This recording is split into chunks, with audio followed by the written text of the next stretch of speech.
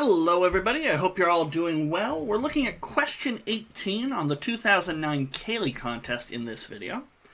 A line with slope equal to 1 and a line with slope equal to 2 intersect at 1, 6. Okay, here we intersect at 1, 6. I can see that this line is going to be the one with slope 2. It's rising faster. This one's going a little slower. It'll have slope 1. The area of PQR, this triangle here, so they didn't say it, but these are the x-intercepts for the two lines, Q and R here. So we want the area of PQR. Okay. I can think of sort of two ways to go about doing this question. We need to get a formula for the area of this triangle. Well, 1/2 base times height will work. So if I know the distance between Q and R, great, because I already know the height of this triangle is 6. Okay. Now, when I say I can think of two ways to do this question, I can do one sort of slope analysis, geometry style, and then I can also do one where and I think a lot of people would probably do this one, where we actually compute the equations of the lines. Okay? But I want to show, I need some more room there. I want to show what I think is the slightly faster way to do it. Although I will freely admit it was the second way that I thought of, because the first one popped into my head, oh, coordinates, we're going to have lines. And then I thought, no, they give me the slopes. I think there's a faster or less computationally intensive way to do it. So we'll compare these two. I want to do what I think is the faster way first. Okay. And all I really need to know is the height 6, and the slope of this one's 2, the slope of this one is 1. Okay. So, we've got, I think Q was here and R was here. So, how do I go from Q to P?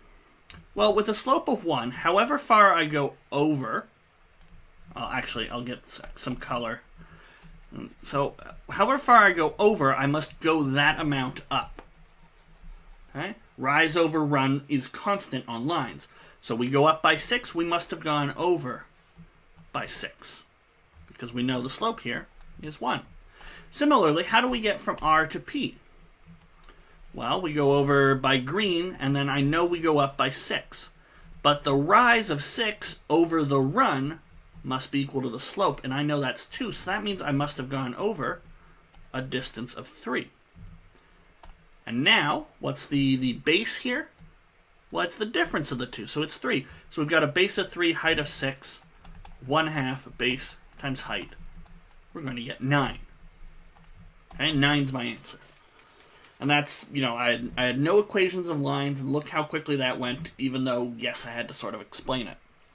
Okay? A lot of times when I illustrate a non-calculation intensive way to do something when I'm doing these videos, it takes almost the same amount of time because I have to explain my thought process, but that's what these videos are all about. So we get an answer of B, fine, we're happy, we're done.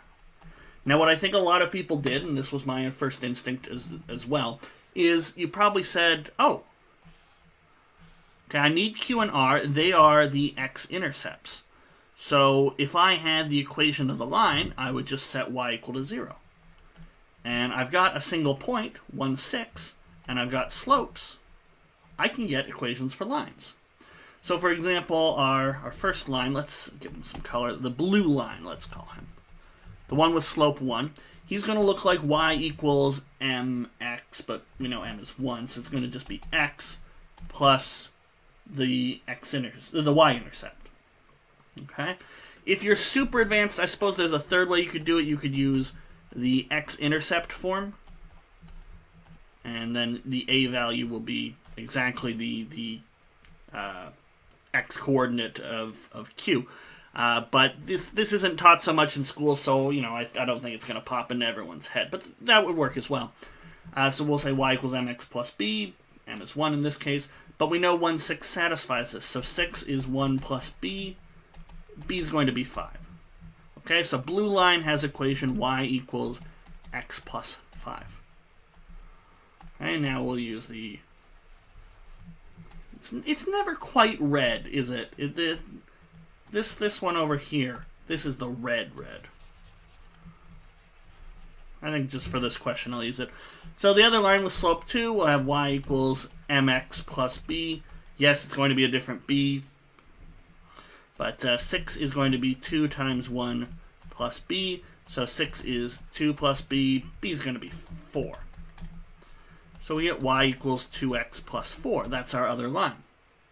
Okay, well, what are we going to do? We just need to set y equal to 0. So 0 is x plus 5, so x is minus 5. So q is at minus 5, 0.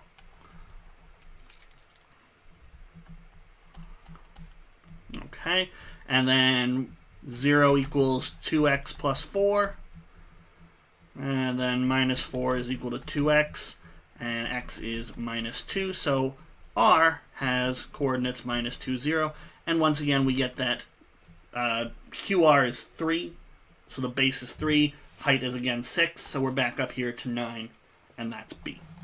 Okay, so that's, but that's another way to do it, but you'll notice that it took a little longer. The first way I did it was just slopes is enough. Didn't actually need equations, didn't need to get coordinates of q and r. I just focused on, well, I just need qr. And it was a little faster. Okay? For people who are really good at mental arithmetic, it could be a lot faster. Then again, you might be good enough at mental arithmetic that you can just sort of see what the line should be. But, took a little longer. It was a bit more writing, a bit more scratch work on our rough paper. And if we're trying to get to those C-part questions to maximize our score, we want to minimize the time spent on the other questions while still getting them correct. Okay? So there's two ways to do, what was that, question 18, right? Yeah, question 18. And up next will be question number 19, so I hope to see you there. Until then, have yourselves a wonderful day. Feel free to like, subscribe, all that good stuff there. Leaving a comment. Maybe if you had a third way, I'd love to hear about it. But up next, question number 19. I'll see you there.